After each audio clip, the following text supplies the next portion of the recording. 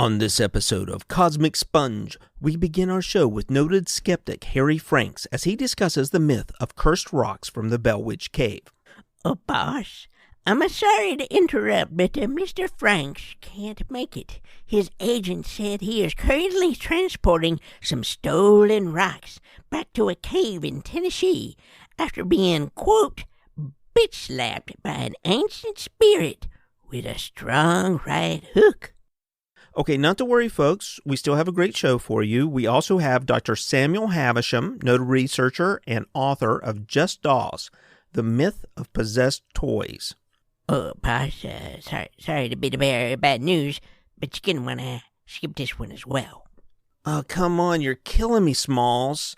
Yeah, according to Dr. Havisham, some knee-high porcelain ninja in a Victorian dress karate punched him right before demanding a first-class ticket back to Adams, Tennessee. He's apparently expediting his travel arrangements as we speak and had to cancel.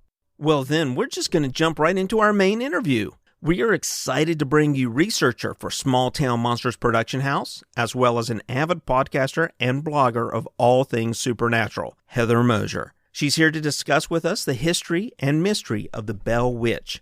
I'd also like to personally thank her for having the good sense to keep her hands off those cursed objects so we can make this happen. Stick around. It's going to be a good one.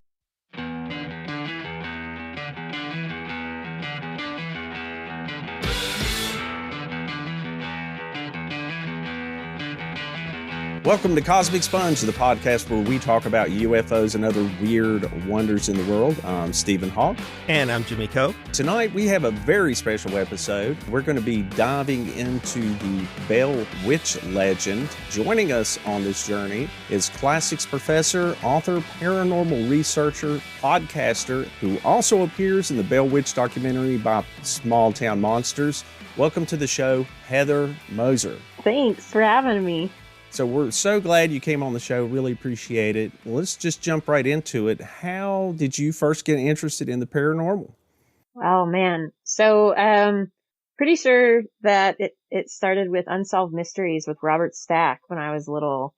We watched that a lot. At the time, I had the phone number memorized. I wish I still did. I'll have to go back and watch some of the clips so that I can just recite it now. But yeah, that's probably where it started. And I remember I think I was in kindergarten and there was an episode on the Yeti. I was terrified to fall asleep that night because I thought for certain that I was going to see the Yeti's hand reach in and grab my bedroom door and shut it. Yeah, and just growing up where I did, which is in Carrollton, Ohio. It's a very small town. It's not far from Minerva, Ohio, which the Minerva monster people talk about. But I didn't know the Minerva monster when I was little, but I did know a lot about Bigfoot, hearing about sightings and stuff in the area. So I don't know, just a mix of all that stuff. My mom telling me about a Ouija board that she had when she was little, and my aunt insisting that it be burned, and it was. All of those kind of stories. Just raised with it, I guess.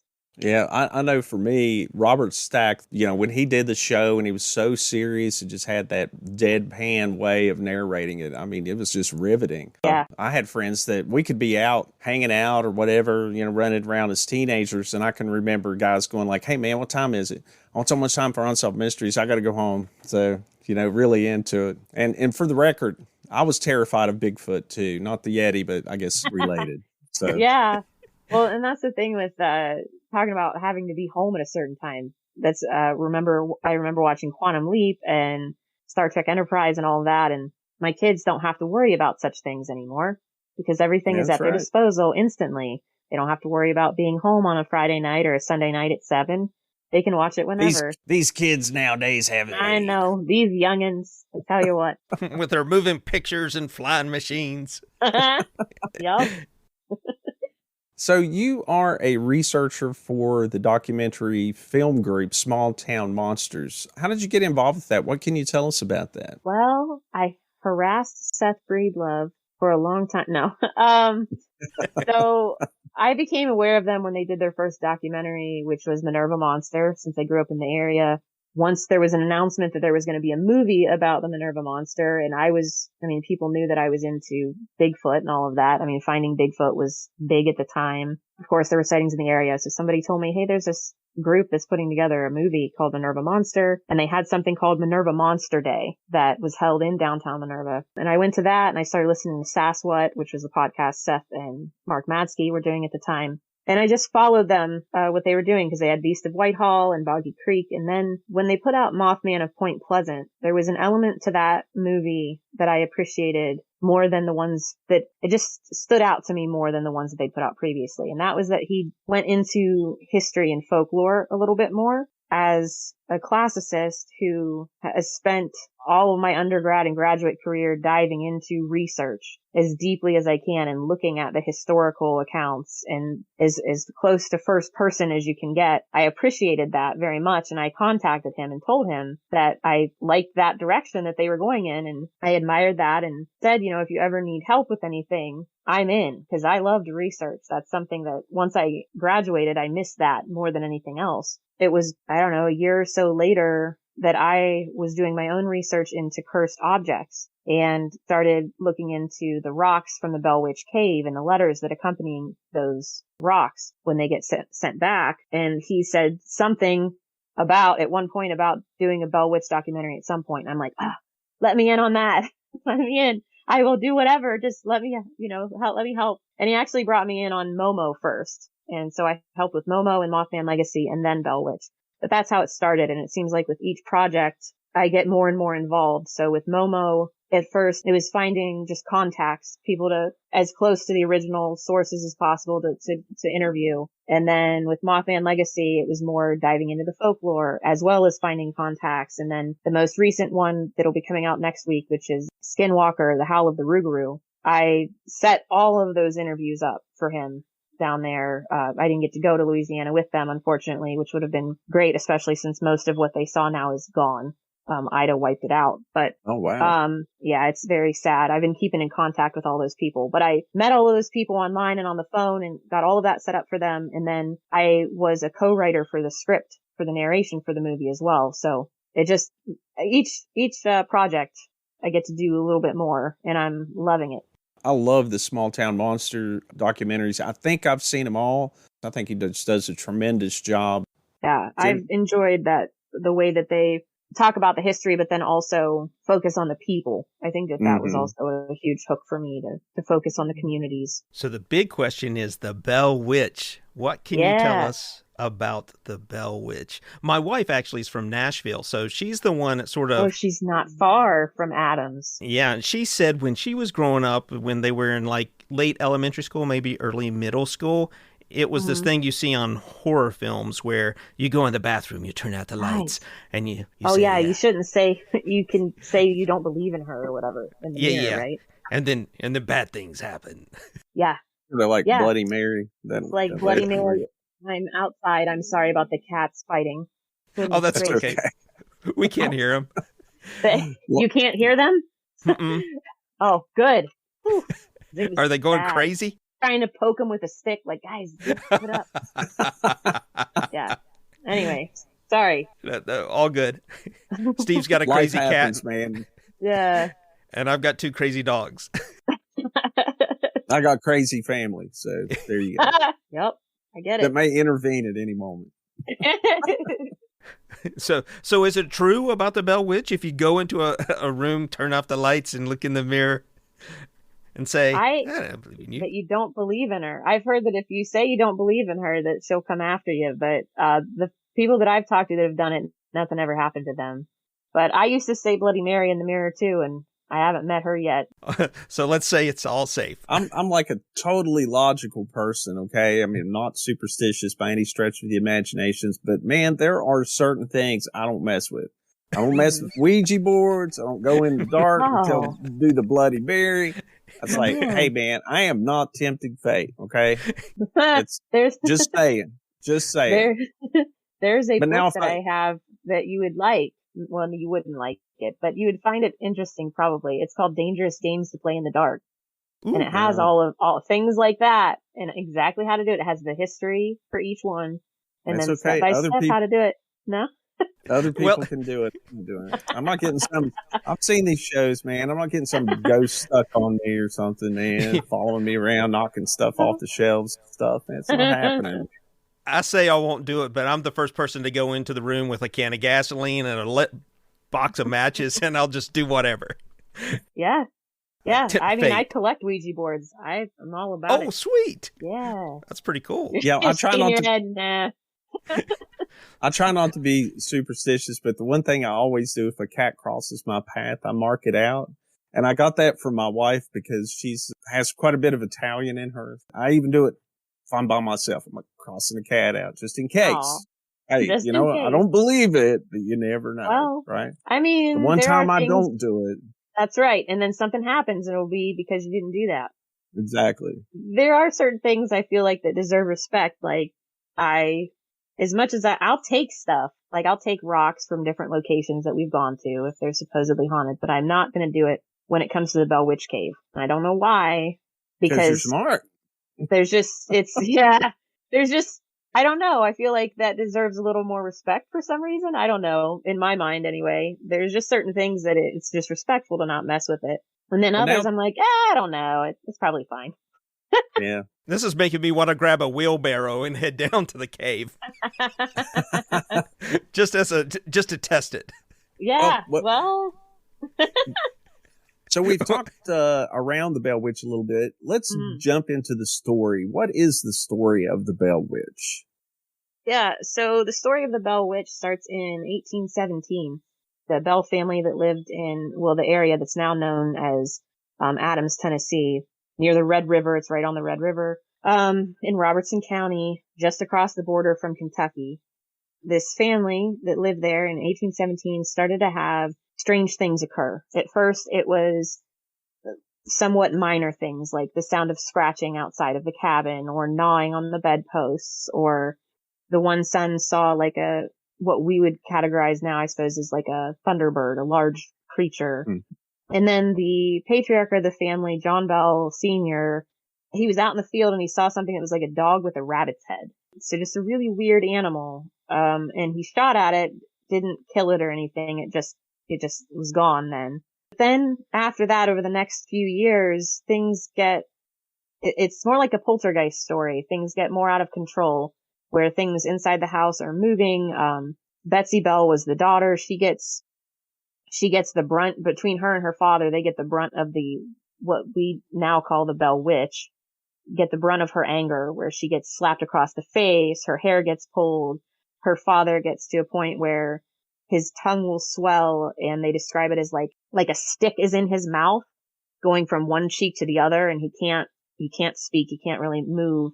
And at one point he gets to a point eventually where he's like catatonic, and the witch says that her goal is, because at first it starts with just the sounds, and then as the years go on, you start to hear, or they would start to hear voices. It started as a whisper, and then they invited the neighbor over, James Johnston. He was a reverend, I believe, and he kind of stayed there. Some stuff was happening, and he told the spirit, "What's your purpose? Why are you here?" He got a little frustrated with it. And then it started to speak more clearly.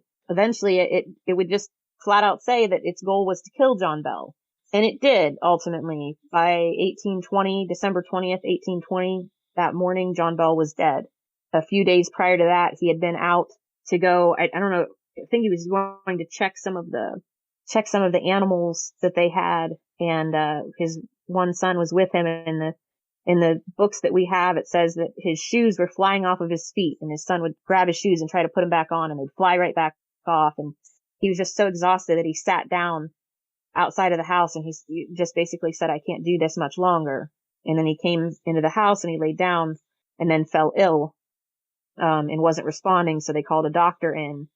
The doctor had medicine and stuff, but on the morning of December 20th, there was a vial with black liquid in it that was half empty. And the witch's voice came over and said that she fixed up Mr. Bell that night and he was done. And so they took a drop of that poison, it was poison, took a drop of it and gave it to the cat to see, and the cat died.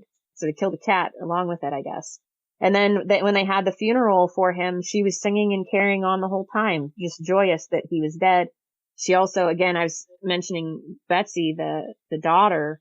She also did not like her, and she caused her to break up with this man that she was in love with and threatened, you can't be with him, or I'll continue to haunt you like I did your father, or haunt your lover like I did your father. And so she was around until about 1821, the witch was. She came back and talked to John Bell Jr., and she came back again 7 years later and had discussions with him that were, it kind of reminds me of like Nostradamus with these prophetic visions of what was to come, and then promised that she would be back in like 130 years. And as far as we've seen, there haven't been accounts of her necessarily coming back. Not like that anyway. But yeah, so she just terrorized this family from 1817 to 1821 and is kind of listed in our history as, well, one of our first ghost stories, but also one of the only ghosts that we can say, I guess we can say, killed a man. In 1817, when all this began, how old was the daughter? What was her name? Betsy. Betsy. She was, I think, in 1817, she would have been in her early teens. I would have to double check on the dates of that, but it was the like early stages of puberty, which was that's a key element in a lot of witch lore anyway. And I think I was reading that not only did she terrorize John Bell, the witch that is, or the ghost or the apparition, but she also terrorized the daughter and would scratch her and slap her around and all that. But the other children were affected some, but it seemed to be focused on the daughter, Betsy. Mm-hmm. Yes. And she would laugh about teasing the whole family in general, but the one person that she didn't taunt was Lucy, the wife. She loved Lucy. I guess love is sort of a loose term because she did terrorize the rest of Lucy's family, but she treated Lucy very nicely. When Lucy fell ill, they said that these like figs and nuts and things just appeared out of midair and fell on her lap, and they were from like the West Indies. They were from all around the world because she wanted she called her Luce, to get better. She was very kind to her, but then the other, especially Betsy and John, of course, she terrorized horribly. And the others were probably more like bystanders, because she would also say things like, they would ask, who are you? What's your purpose? Why are you here? And she would tell them things like at first she'd say, you took something of mine. She led them to believe that she was a Native American her grave had been disturbed. There's this story then of one of the boys having unearthed the skull that he found not far from the house and brought it back. And he dropped the skull and a tooth fell out of it. And so the story is that they tore up the floorboards looking for this tooth, but there was no tooth, and she laughed about that. So then her next story is that she's like an immigrant that buried treasure nearby under this massive rock by the river. And if the treasure were found, she would leave them alone. And so a handful of them go out and dig all day long to find nothing. And then when they get back to the house, she's mocking them for believing her. It's really interesting, just the different levels to the story and the way that it evolves from something like just these tiny noises to, before John Bell is dead, there's this whole witch family that appears in the house. And that's my favorite part of the story. And there's four distinct voices that come around. It's 3 women and a little boy. And they argue. They said when the voices would show up in the house, because there would be people that would come every night to hear this, to see if they could see anything, and just hear these voices argue. They'd come from far and wide and stay at the Bell's home to have these experiences. And apparently were never let down. But when the 4 voices showed up, they said you would smell like liquor in the air first. And then they would start arguing with each other. Sometimes they might get along, but for the most part, they would just bicker and fight. And then there's a story about Betsy going over to Esther, her older sister's house. As they were out on the front porch, they saw 4 figures in the orchard across the little road there. And they could see these figures just grabbing the saplings and bouncing on the saplings and causing all kinds of issues. And when Esther's husband came home, they pointed over there and said, get them, get them to stop. And he didn't see anything. He just saw, he could see movement, but he couldn't see anything. So they directed him toward this log, I guess, and he shot the log, but there's again nothing there. And then that night, back at the Bell home, they laughed and said, yeah, he was a pretty decent shot. He broke Jerusalem, which is the little boy. He broke Jerusalem's arm with that shot. And so they kind of admitted that the witch family voices were the figures that they saw in the field at a different house. But yeah, the witch had the ability as well to be at multiple places at once. There are stories of her reciting sermons from two different preachers that were preaching at the same time, but in different towns. She would just go from one to another, and she could mimic voices as well. So when the preachers would come to the house, she could talk just like them. And she knew her Bible forwards and backwards. She would have arguments with them. I don't know. She's quite a character. So it sounds like, well, one observation, it's tough to be a cat in the Bell household.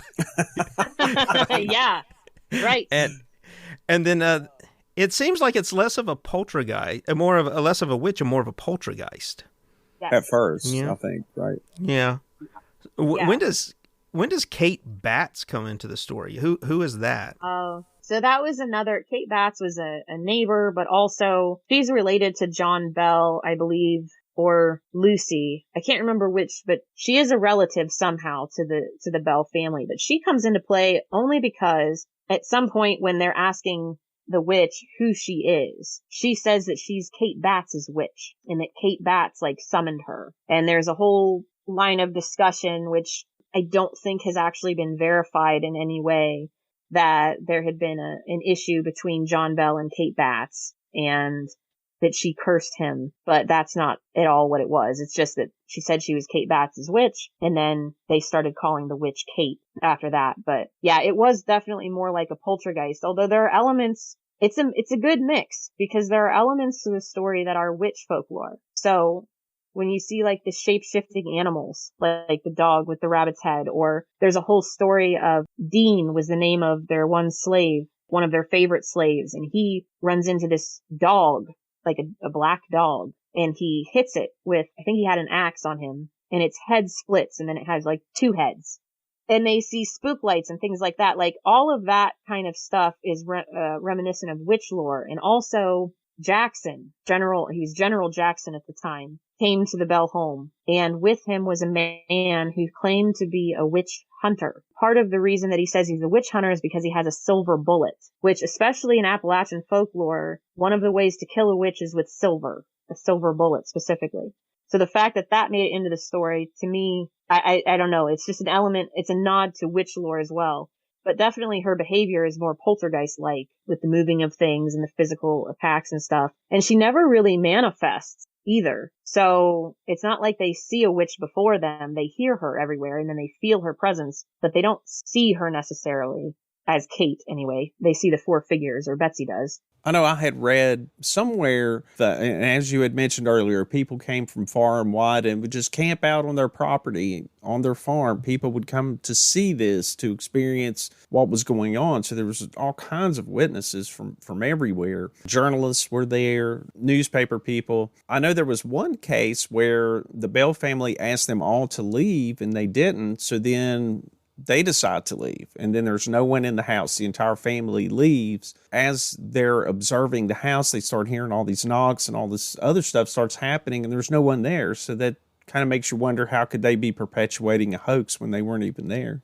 If that comes into question, because certainly there were some journalists and some writers that believed that it was a hoax or some type of sham in order to draw attention to themselves. But there's plenty of things to show that it wasn't the case, that this family was being terrorized. Yeah, there were people that accused Betsy of ventriloquism, but I mean, there were things that happened. I don't think Betsy was necessarily always in the room when it occurred either. There were people that also said or claimed that it was like a money-making scheme, that they wanted fame and fortune, except according to the books that we have, which of course the books can be skewed as well, because the books that we have didn't come out until several years after the fact. But according to those books, they didn't take a dime off of anybody. They didn't charge admission or anything like that. You could stay freely on their property, and they would make sure that you had a place to sleep and that you had something to drink and a little bit of food. So apparently they were very hospitable people.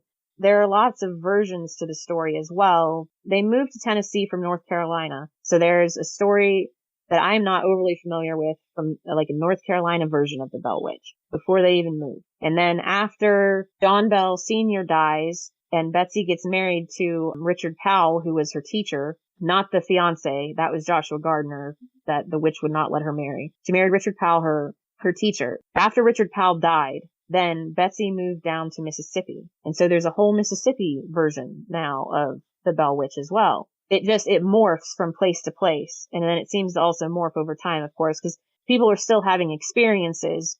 So that just adds to the lore, and it continues. How does the cave come into the whole story? All right. So the cave was a place where it keeps a constant cool temperature. So it was a place where they could have stored food and so on.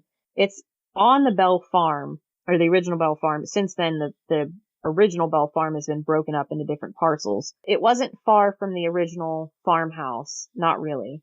And there's a story. It's very briefly mentioned in the original text, or as close to original texts as we have, where the kids were exploring this cave, and one of them gets stuck, just gets in a really narrow crevice and gets stuck, and there's a moment of panic, but then the child gets yanked out by an unseen force, then is kind of chastised for behavior or whatever. But that's about all that is in the actual stories about the cave, is that it was there and a child was saved from being stuck in it. But now it's become... Well, now one thing we know is that above the cave, there are actual ancient burials. They found them. They did the ground penetrating radar. They found the bodies. They're in a fetal position facing toward the sun. They're thousands of years old. And that, I believe, is the area where the children would have dug up the skull, if I'm not mistaken. Isn't there some Indian mounds on that property?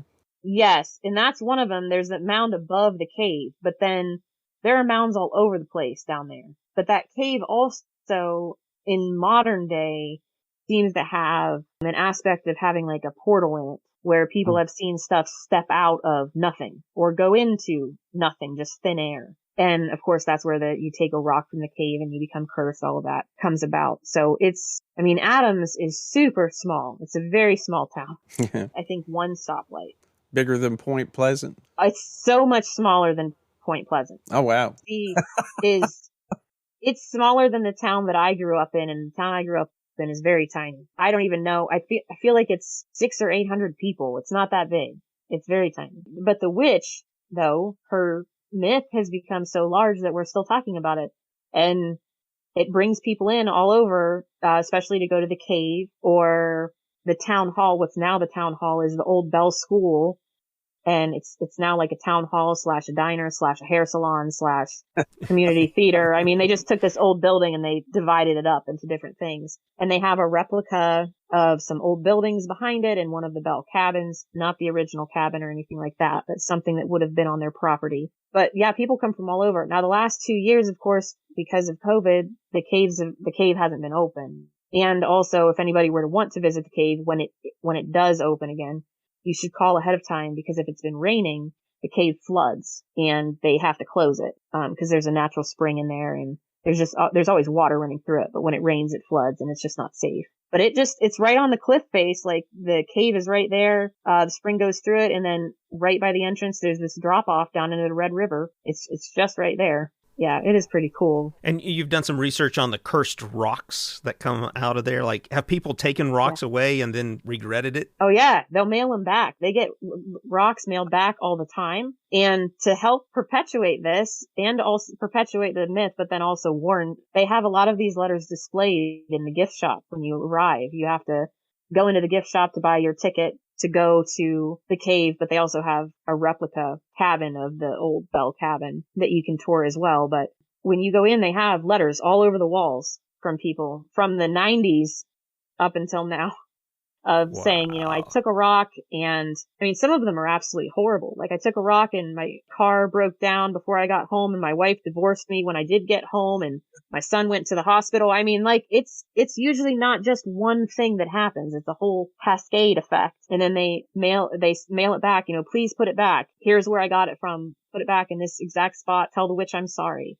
They've had people mail back dirt that was on their shoe because stuff happened. Wow, man. I think I'm just going to play it safe and not even go there. Right? Yeah. I don't even go into that county.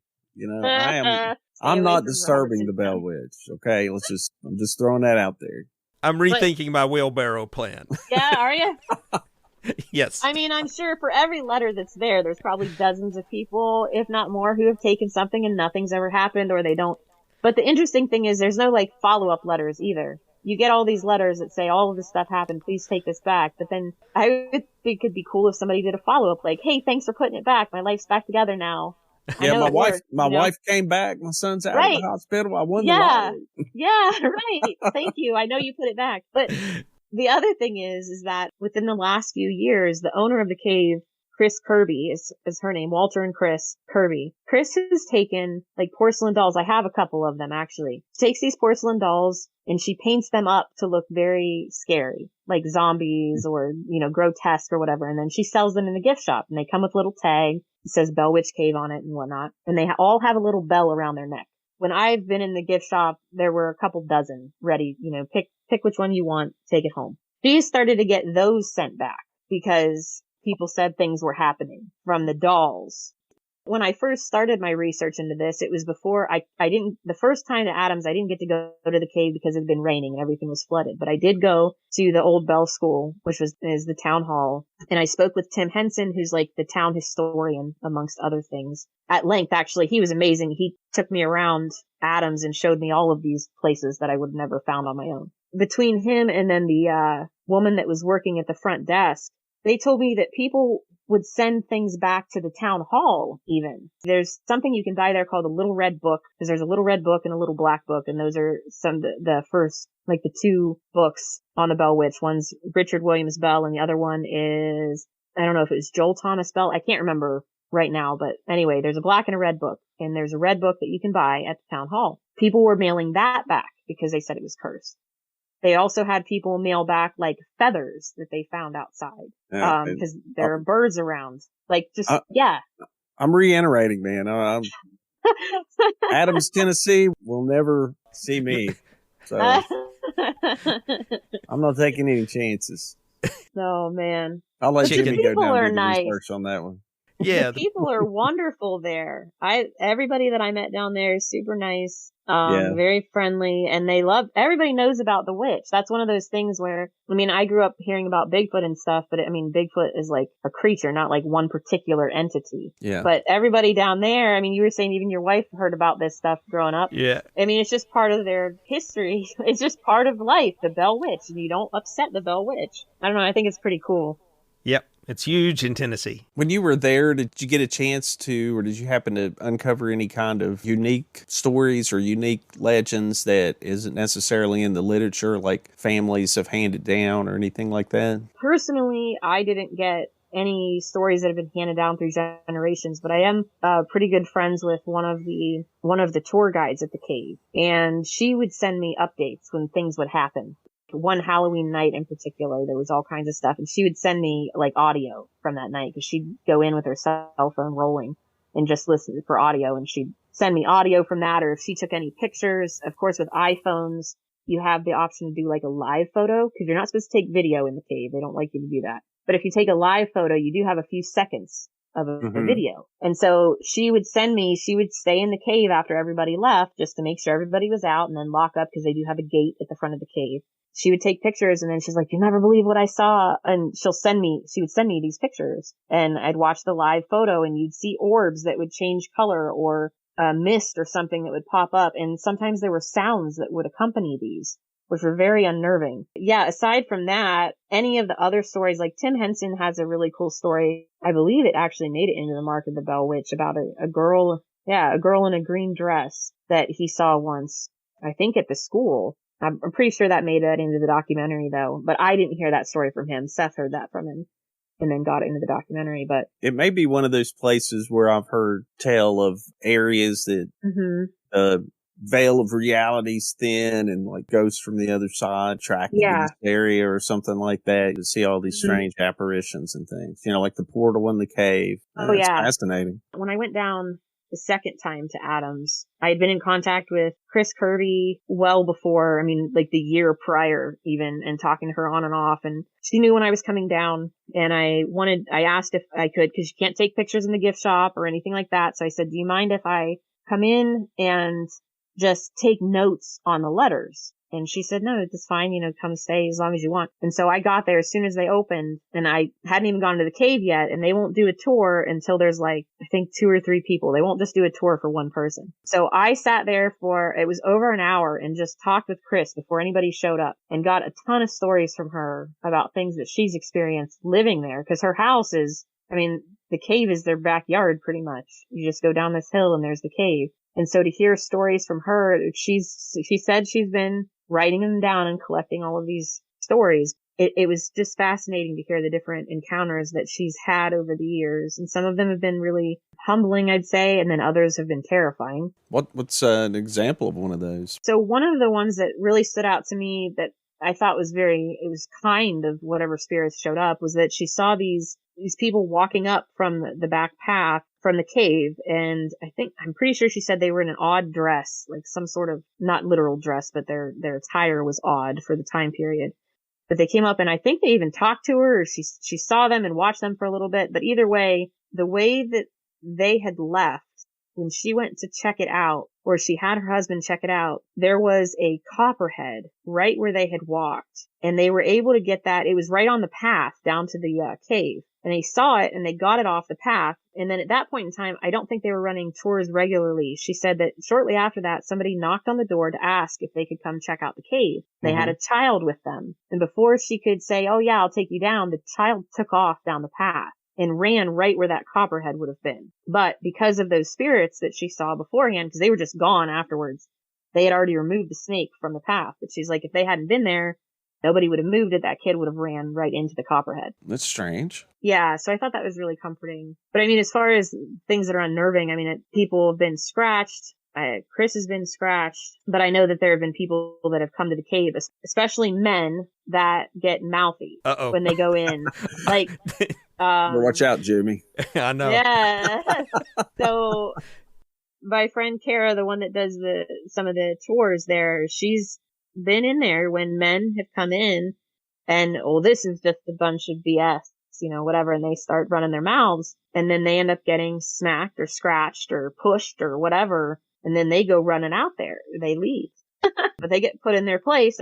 Again, probably not everybody that happens to, but she's seen it happen. And it's not that this spirit isn't above physically harming someone, should she see to it. She hasn't killed anybody since then, as far as I know. One we hope not. Kind of moving away from that just a little bit. That is just so fascinating about the Bell Witch. We could probably talk about that all night. But one thing I did want to ask you, so it shows like on your bio, on your webpage for your podcast, that you're an author. What are some of the books that you have out there, and how can listeners find that? Boy, I wish I had a book, but I don't yet. No, I've written academic articles when I was when I was finishing up my graduate work, and then shortly after graduation. So I have books, or not books, but I have articles within academic books. So the one is Evil Women, Women in Evil, which is actually, it's going to be coming out here soon. I have a chapter in there on moral panics, specifically relating to the Bacchic cult, the persecution of the Bacchic cult in 186 BC, comparing that to the European witch trials as far as moral panics go. So I have that out there. In another book about letters and the importance of letters, I have a book about love letters from ancient Rome.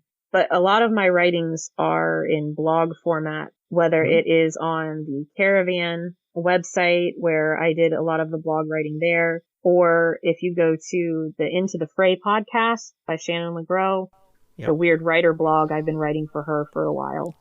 So nice. I think I read something you wrote in there about the dolls, actually. Yeah. Was the that? dolls are in Yeah. there. At least Sasha is. She's the first doll. Since then, I have Blair, which the guys loved me for this. The Small Town Monsters guys. They went... I had Sasha from when I took my family there. My youngest daughter actually picked out the doll Sasha, which is in the Weird Writer blog. Yeah. But then when I wasn't able to go down with the guys, when they filmed Bell Witch down in Tennessee, I contacted Kara and I said, hey, can you pick out a doll that just, when you see it, you're like, Heather should have this. Can you pick that out and then give it to Seth to bring home? And she's like, yeah, no problem. And I didn't tell Seth that was happening until he was already down there or on the way. And I'm like, hey, there's going to be a doll it may look creepy. And the guys were like, what is this that you made us bring home? Because it does look very scary. They weren't overly thrilled with me about that, but whatever. They brought her home. She made it in one piece.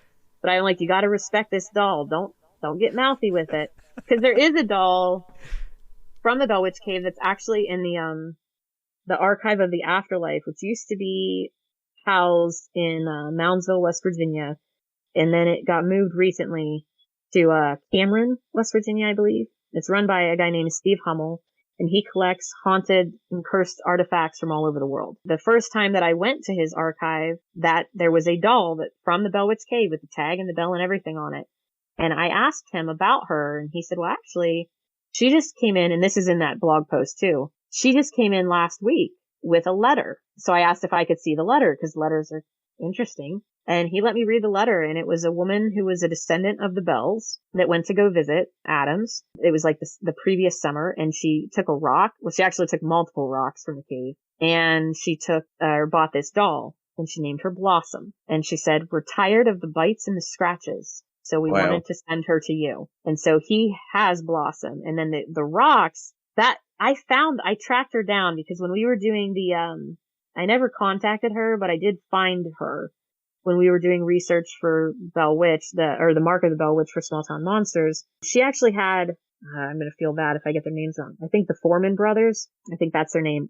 She's on a show on YouTube anyway, where they went to her house. She doesn't mention the doll, but she talks about the rocks and things that happened to her after taking these rocks. So somebody has talked to her since then. She had all kinds of issues. Blossom, I do know Steve let a neighboring paranormal business in Marietta borrow that doll for their place called the Anchorage, which is this mansion that sits right on the Ohio River. We covered it in an episode of On the Trail of Hauntings, actually. But they let them borrow Blossom, and they did not keep Blossom very long, because they said there was too much negative stuff happening when that doll was in the house. And so they sent her back to the archive. That's weird. Dolls are the one thing that creep me out. I will put blankets over them. They can be the most innocent looking dolls. I'll just put a blanket over them. I'm the most rational human being on the planet. Don't ever sleep in Steve's kid's room. Yeah. His son has the most terrifying room in the world. Well, it's so funny you mentioned that. So Jimmy, just to clarify, came down and spent the weekend here. We're musicians. We have some friends that come by and we get together and play from time to time. And they come down to my place. And Jimmy's staying in my son's room when he's about 7 or maybe 6, 7 years old, maybe something like that. And he's got bunk beds, and he has all these little Teletubbies, if anybody remembers those, all up on the bed. Well, if you poke their belly, they would go like, hello. But it'd be this real slow, soft voice, and it was totally creeping Jimmy out. Jimmy had to like get rid of them in the middle of the night. And took them out, man. And what's so funny? Are creepy anyway. It's so funny. I was cleaning that closet out, really, just like 3 weeks ago, man. I came across one of those Teletubbies, and I was going to leave it out for you for the next time you come down to visit. That's okay. So you can have a little reminiscent there. Goodwill's always looking for stuff. Right. So Heather, tell us about your podcast. Yeah, so I'm a co-host on the Caravan of Lore with Lady Ann. I've been with her for, COVID messes everything up. It's probably only been a year, but it feels like it's been longer than a year. Yeah. It might be 2 or 3 years. It's not 3 years, but it's somewhere between 1 and 2 years that I've been a co-host with her. She has the Caravan. She had it before I joined, and she also runs something called KPNL Radio, which is an internet radio station. We talk about all kinds of weird stuff on there and do interviews as well with different people in the paranormal community. I have recently come on as co-host for Monsteropolis, which is Small Town Monsters podcast with Seth Breedlove and Mark Matsky. So yeah, I've been on there with them. And then coming in 2022, I will have a podcast through Small Town Monsters called The Lore You Know, which I will be interviewing different people in the paranormal community and the cryptid community, and talk about folklore, of course, and things like that. So I'm really looking forward to that. Yeah, so those are the podcasts. That reminds me of that NBC thing, The More You Know. That's why I named it that way. The Lord and when you see know. That's right. And when I gave him the idea, I told him exactly that. I'm like a UFO or something going over instead of a star. And so they've got a nice little intro figured out already, but it just hasn't been released yet. But yeah, that's exactly what I was thinking about. That's awesome. You're on it. You got it. That's very clever. Yeah, I love it. But yeah, and then also on YouTube, if you go to Small Town Monsters channel, there's something on there called Paranormal Unexplained, which I'm on. We put the new one out every Wednesday for that. We're up to like 5 people on there now. It started out with 3. Now we're up to 5. We keep adding people. It's goofy, but it's fun. And, then on the Small Town Monsters, if you become a channel member, then you can get access to a bunch of other stuff. But one of the things is, On the Trail of Hauntings. I'm the host of that. We just released the first episode free to YouTube, which was on Hanoverton, Ohio. And then the next one should come out tomorrow, I believe Seth told me. He has that set to release tomorrow for free on YouTube, and it's going to be at the Anchorage in Marietta, where Blossom was for a short amount of time before they sent her back.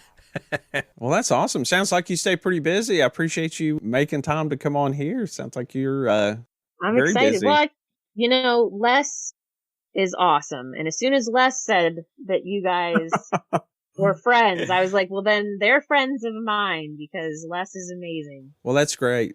Yeah, that's really awesome. And Jimmy and I, we kind of got into this thing. We don't know anybody in the paranormal community, and we've been talking about doing it for quite a while. We had another podcast for a while. It's a little bit on hiatus that we were doing with a few other people, and we were looking for something to do. And I kept saying, man, we need to do paranormal and stuff. People are very interested in it, and it's something we're interested in too, but we didn't know anybody in the community. And, that's kind of neat, reaching out to Les. I don't even remember. How did we get in touch with Les? How did that come about? I'm trying to remember. The Bigfoot Museum started up in Sutton. That's right. Yeah, I called when I read an article about the Bigfoot Museum, and I asked them to come on the show, and they said, let me put you in touch with someone. And that's right. That's where that came from. And then, of course, now we've met you, and you're part of the community, and we just hope to keep, growing this network of contacts of people that are interested in this sort of thing and can share stories and all that. It's great.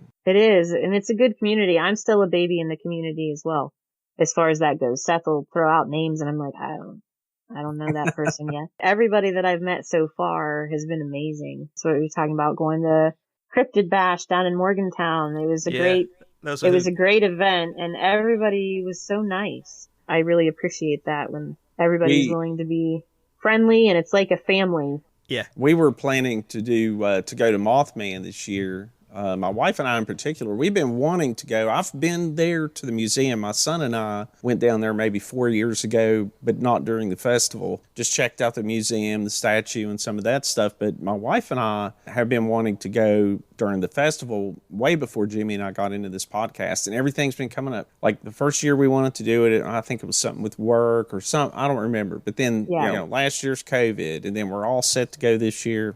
COVID again. So kind of a bummer. But that's one thing I'm looking forward to, is going to some events and getting to know some more people in the community. Really? Now, something we do on this show, and this is only the second time, is we have a series of questions that we call the Cosmic Dozen. Okay.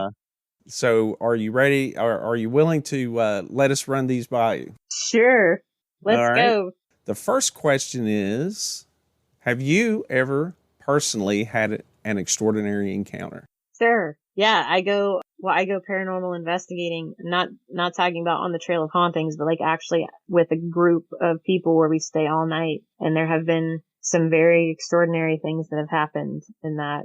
Starting off with the first time I ever went anywhere, seeing shadow figures or whatever, to one of the most amazing things, which I still don't understand, was at Mansfield Reformatory, or where Shawshank Redemption was filmed, in the West Attic. There were these things that the only way that I can categorize it as, if you were to see a shadow figure, generally when you say shadow figure, people think of like a human form, but as a shadow. They don't always take that form or whatever, but it was like a human form, but it was light, moving around. And I wasn't the only one there. I mean, we were quizzing each other. What do you see of the 4 of us that were there? because we were so dumbfounded by what we were witnessing that we wanted to make sure we weren't just seeing something. But this thing was in a human form and walking back and forth, and it would drop down on all fours and start crawling toward us, but it was light. And it was light enough that when it would get by the wall, it would illuminate the wall behind it. Like, I still don't understand it. And that was unnerving to me. The light part. I would say. Yeah, just seeing it in general was unnerving, but then the whole crawling on all fours thing, that's when I was like, all right, I'm out. I don't like the crawling stuff. But yeah, that kind of stuff, that was an extraordinary experience for sure. Number 2, do you have other paranormal or cryptid interest? Or UFO interest even? Yeah, so all of it. I would say that of the things, because a lot of my frame of reference would be researching for small town monsters stuff, like that's in the forefront of my mind right now. UFOs are interesting, but they are the least interesting to me compared to the creatures, Mothman, Bigfoot. Like, having an encounter with a creature is one thing, I guess. So if somebody were to say that they had an encounter with an alien or whatever, that's different to me. But the lights in the sky stuff is the least interesting part to me. It's cool, but as far as other things, I love to hear the stories of the monsters that they meet in the woods, even though I wouldn't want to do that necessarily myself. Yeah. But yeah, like Dogman, I don't ever want to see a Dogman, but it's cool to hear the stories about it. But yeah, no, I love those kind of stories, and ghosts, of course. But yeah, anyway, yeah. All of it. So I have a pretty serious question. This one calls on your opinion, or perhaps your training, professional training. But if you see more than one Bigfoot, is it big feet, Bigfoots, or is it still just Bigfoot? You know, like I saw. I don't know. Bigfoot. Like a herd of deer. Right. I don't know. I have no idea what I'd say. I'd probably just try not to pass out if I saw more than one. Or just seeing one, try not to pass out. I don't know. I just say I saw a lot of Bigfoot, I guess. Okay. I don't know. I don't know. I'm taking a consensus here, just so you know. Les answered Bigfoots. So. Well, you know. I got to go with Les. Les would know more than I would. Okay, our next question. Why do you think there's so little physical evidence for things like Bigfoot and UFOs? Wow. All right, well, Bigfoot, that's like a whole rabbit hole of reasons why that may. I mean, it could be, so for Bigfoot, it could be if they're physical creatures, it could just be that they're smart enough to not leave a bunch of physical evidence because we haven't found them yet, which to me would indicate that they would be intelligent enough to hide or to cover their tracks, so to speak. So that's if they're a physical creature. But then if they have a paranormal element to them, then I think it would be probably easier to not leave a physical imprint somehow. Because you get kind of both sides of that depending on who you're talking to and what their encounters are. They could fade into a mist or whatever. Maybe they have abilities that we don't have, which makes it easier. But in general, if they're a physical creature, I would say that it's not that we don't have some evidence, because we do find tracks every once in a while. We've found nests. We've found questionable fur, not something that's definitive as a Sasquatch, but like, what do we have to compare that against?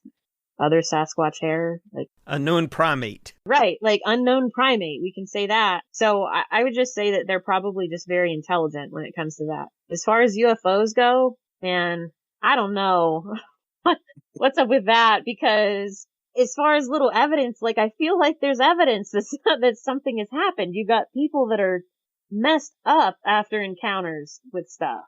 They're not okay, so something happened.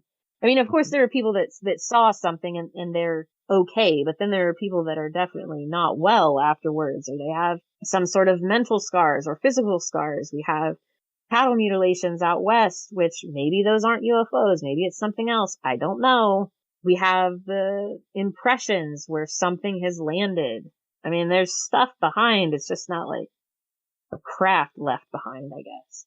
Or even like the Flatwoods monster, right? Whatever that may have been. That was more like a UFO type situation. And we had multiple witnesses. So, I don't know. I think there is evidence. It's just whether you choose to believe it as evidence, to take it that way. I agree with that for sure.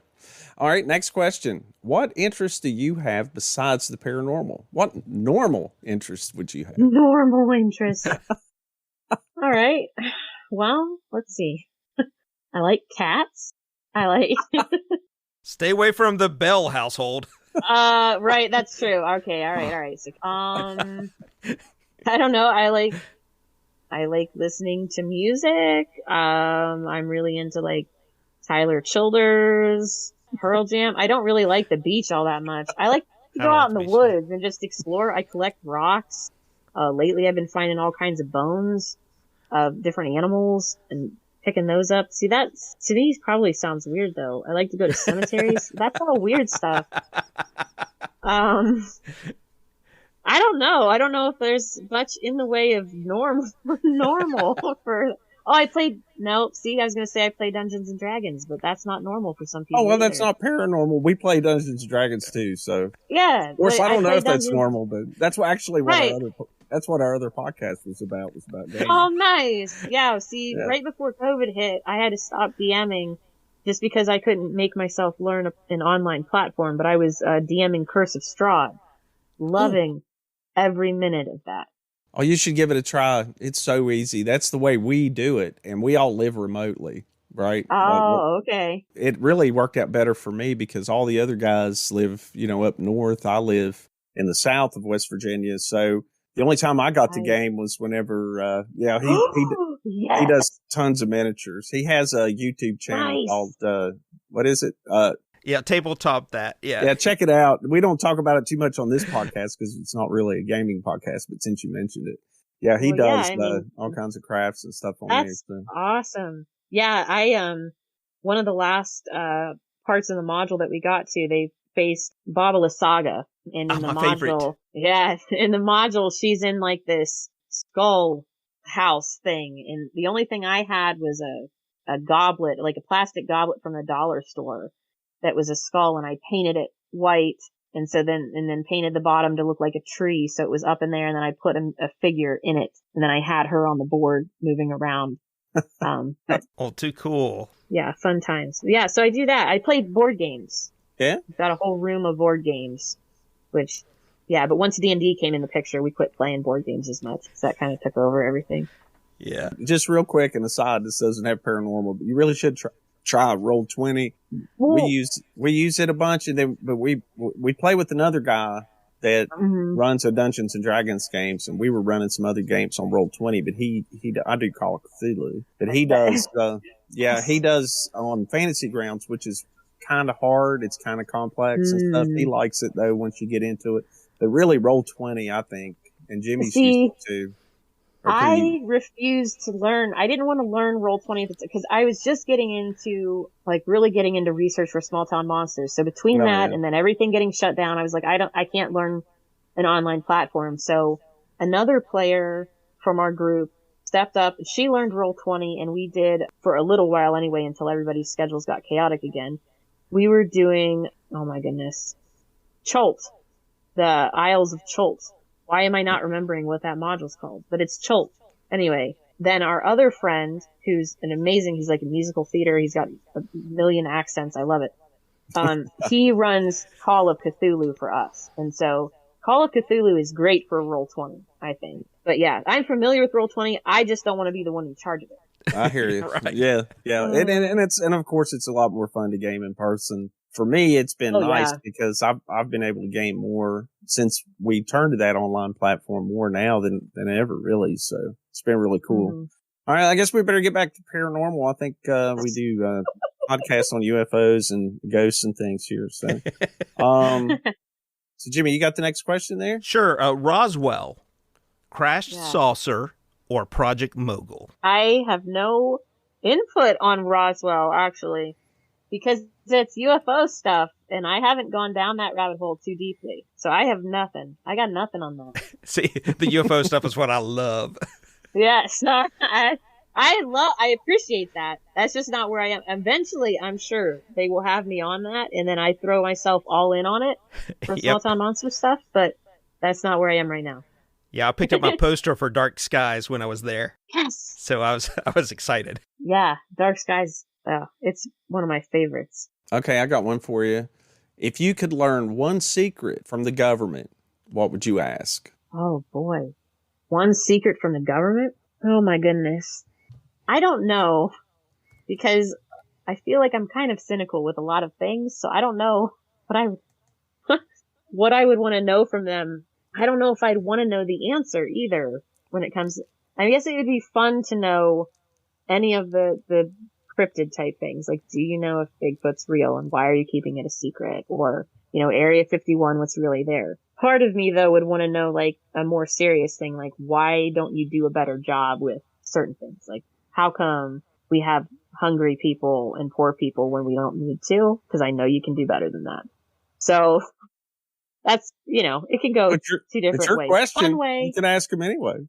But the problem is I don't think I'd want to know the answer for the serious stuff. So I'd probably keep it for like Bigfoot or something. Because if I'd ask them something like, how come people can't afford their medicine that they need? Why do you let it be like that? I probably would not like their response. So It's not an automatic fix. Yeah, what person in the government do we have to ask to fix all this stuff? Right, exactly. Yeah, see, that's a good question. Yes, who do I have to ask? Who's the guy or gal we need to talk to that's going to fix everything? Yeah. You got the next one, Steve? Oh, do I have this next one? I know I'm jumping around, but yeah, you pick one. I know you're not into the aliens, but it's another alien question. Do you think aliens are hiding in our oceans? In the oceans? Yeah. Man, no. But there's a lot of weird stuff in the ocean. I mean, there's a ton of stuff that we don't know. The ocean creatures freak me out, I think, more than anything else. Just because they look so weird, especially when you get into the deep sea. Oh, yeah. But I don't know about aliens being in our oceans. I don't know why they'd be there. Why would they be in the ocean? I don't know. Maybe they're squids. It's your question, Jimmy. Why don't you answer? Why would they be in the ocean? Because they're squid people. Well, I mean, I think the common idea is they could be hiding in the ocean, down in the deep Marianas Trench or something like that, Yeah. They have a base down there. And I guess anything's possible. I see that's the thing when you haven't had experiences with some weird stuff, it's hard to rule out much of anything. Yeah. Because you've already experienced stuff that you didn't think you ever would. So maybe, I don't know why they'd be in the oceans, but when they've got all of outer space to explore, but maybe they're waiting for the right time to just come out and get us all. Harvest us for food. That's right. So we touched on this one a little earlier, or you did, but what are your thoughts on cattle mutilations? Oh, yeah. So that's something that I've been reading about a decent amount because we're getting ready to go film Night Visitors for Small Town Monsters, and we're going to talk about cattle mutilations there. And honestly, I don't have, even with all the stuff that I read, and we've already started interviews with people, and I am more confused than I was when I started as to what in the world is going on with cattle mutilations, because it makes zero sense to me why they would even occur to begin with, what the point of it would be. And then some of the theories that I've heard as to why, say it's not an alien, say it's the government that's doing it, testing things to see how food has affected the supply chain. And I don't know if I want to know. It's another one of those, like, I don't know if I want to know why it's happening. Yeah, we did. Our next episode coming up, actually, that'll be released Sunday, we did cattle mutilations. So Jimmy and I asked a lot of the same questions. Yeah. Well, and they don't always put them back where they found them. Sometimes they're in a different area altogether, and no blood thing. Like, I don't. But it is weird. Why? Oh, it's weird. Yeah. My theory, it's drunk Green Berets looking for free steaks. Oh, man. Yeah, it's weird because, I mean, not that there aren't reports, because just today we were reporting a Monstropolis episode and talking about weird things in the Chestnut Ridge, like Pennsylvania area. There was a report from 1989, I think, of cattle mutilation, which you never hear about that in Pennsylvania. That's all out west for the cattle mutilations, it seems. So it was really, I mean, it was a unique report anyway, but yeah, I don't know. It's odd. I have no answers for this. So are we down? Did you highlight we got the one two I need more. to ask? We should have, I don't know, I lost track. Yeah, two more. So no, it should be three more because I started. And so you should end. Oh, did you highlight the one I need to ask? No, you did. Or you can do that. Do that one I highlighted, number 15. Okay. See, we got more. We actually have more than a dozen, but we try to keep it at a dozen. Yeah, you change it up. Oh, here we go. Which is most likely? UFOs, Bigfoot, goats, psychics, or it says something humorous. Jimmy, you wrote that question, so whatever you meant by that. Which is more likely? UFOs, Bigfoot, psychic, goats, or alien squid people? Okay, all right. So UFO Bigfoot is a thing. It's one thing. Is it a UFO Bigfoot? It can be, sure. Let's go with It can be. It doesn't have to be. Well, because you're saying psychic goats. Psychic goats. Psychic goats. As in like a fainting goat. Okay. Yeah, a goat that is psychic. You get a sense that it wants some corn, and you got to go feed it. Goats really bother me in general. They look weird. I don't know. It's yeah, I don't know. Can't no goats. I would say the UFO Bigfoot thing is more likely than anything else. Well, we have Bigfoot reports around UFO sightings in general, so to me that seems more likely anyway. Then I can't do goats. I just can't entertain goats at all. Hey, do you think the Bigfoots are driving the UFOs, or do you think the UFOs are just depositing the Bigfoots? I don't think that that's the case either, necessarily. I mean, I know that that's one way of thinking about it, but I really like the idea that a friend, which if you've seen Dark Sky, so Kenneth, who opens up Dark Sky with his sighting of the red diamond craft feeding off of the power lines. So Kenneth and I talk pretty regularly on the phone, and he loves Bigfoot more than UFOs. Like, he talked about Bigfoot constantly. And one thing that he brought up, which I thought was pretty, I don't know, worth a moment to think about, is that, if Bigfoot is a physical creature and they're curious like us, when there is a UFO in the sky, why would they also not be looking to watch it? And therefore, when we are also looking and we happen to look down at, there's a Bigfoot, because we're all both in awe of whatever is happening in the sky. And so they come out to get a better look, and then we happen to see them. And I'm like, maybe I can see that as more plausible maybe than them depositing a Bigfoot. I don't know. Yeah. So I think they're just curious. I'm going with Ken's. They're just curious like us. They're curious. Why not? This is next to the last question. Do you think the government is hiding the truth about aliens from us? Sure. Yeah. Probably. Yep. Because how much would it mess with everybody if they said it was real? I feel like it would really ruin a lot of people emotionally, mentally, religions. Like, you'd have to do some major shifts to get that all to fit. So I can see that would be just to calm any type of chaos, or hysteria. Sure. Yeah. I know when we got into this, and some of our early episodes was the history of UFOs. It was a 2-parter. Mm-hmm. And that was something that really struck me. We were looking at the history of UFOs when they were a little more open in the 40s and 50s until this thing called the Robertson Panel came out, where they recommended to the government to keep it quiet and not talk about it so much. Don't, just pretend UFOs don't exist and ridicule people and make fun of them for believing in UFOs and stuff, right? But before that, they were pretty open. They talked about investigating UFOs. And one thing that amazed me was there was a lot of people that said, my religion, these generals would say, my religion doesn't allow me to believe in flying saucers, And, so they just wouldn't even entertain the thought of it. I mean, I don't know why that would be, but, and I agree with you. What would be the reaction if the government finally said, need to make an announcement? These things that people see occasionally flying across our skies. Yeah, they really are, visitors from somewhere else, but we can't do anything about it. We don't have the technology to stop them. They don't stop and talk to us. We've tried, nothing works. So anyway, just thought we'd let you know. Yeah. I think and occasionally they take people out of their bedrooms in the middle of the night, do things, but can't stop that's not that. Great It's not great for Yeah. morale, really. No, Yeah, I exactly. Last question. All right. I love this question.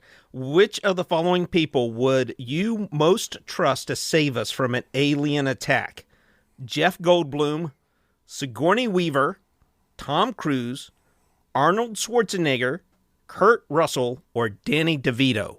Okay, Jeff Goldblum. Excellent. I love Jeff. He does seem the smartest. Yeah. At least he Yeah. plays the smartest guys in the movies. He anyway. plays the smart guy. Yeah, I don't know. I've always liked him. Maybe whatever he's got a show on Disney now that The World According to Jeff Goldblum or something. Ooh, I haven't seen that. Yeah, he talks about random stuff too. I think one episode's dedicated That's to like perfect. tennis shoes or something. Yeah, I don't know. Awesome. I like him. I would trust him. He seems pretty confident. Yes, he does. I mean, he's a great. At least he acts like he's confident. So I will go with that. He's very tactile. Yeah, he was the smart one in Jurassic Park. He definitely was the one that came up with the way to defeat the aliens in Independence Day. Mm-hmm. So how could you not go with Jeff Goldblum? Right. Exactly. Yeah, absolutely. All right. Well, I think that wraps up the Cosmic Dozen. You survived. We are pleased Yay! by that. I think we're going to wrap up the podcast here. Heather, I can't tell you how much we appreciate you coming on the show. It's been a blast having you. If listeners want to check out, your work, your writing, and also listen to your podcast, can you let us know where they can find your work? smalltownmonsters.com, or check them out on YouTube or Instagram. You'll find me there amongst a handful of things that we do. The Caravan of Lore podcast at caravanoflore.com. If you want to go to Instagram, my handle on Instagram is Pagan Historian. So, at Pagan Historian. Awesome. Yeah. So find me there. I share stuff all the time. I help with something called the Writers Association of Northern Appalachia.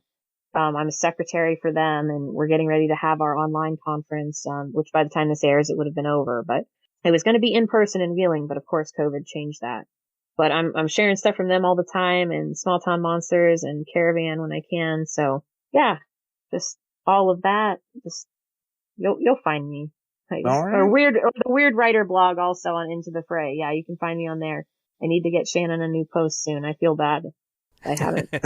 Sounds like you're quite busy, and again, just really happy you came on and shared a lot of your knowledge and some of your stories and some of your ideas with the Cosmic Dozen. Man, so thank you. we're going to wrap this thing up. Just like to remind everyone to please rate and review when you rate the podcast. It helps bump us up in the ratings so other people can find the show. Be sure to check us out on Facebook and on Instagram, where Jimmy does all the Instagrams, typically making fun of me, but maybe he'll make fun of Heather on this one. I don't know. Here's hoping, Yeah, do it. And I was for like the past 4 episodes. By the time you hear this, we'll have a shop open, a store open. Well, guess what? We really do have a shop open now. There you can find some souvenirs, t-shirts, and coffee mugs right now that have your very own Cosmic Sponge logo on it. So soon to have a few more items. And also go to CosmicSponge.com, of course, is where you'll find the store. And you will be able to find ways to support the show. We've had several people contact us asking how they can support it. Well, should be able to see it by the time you hear this. Buy me a coffee.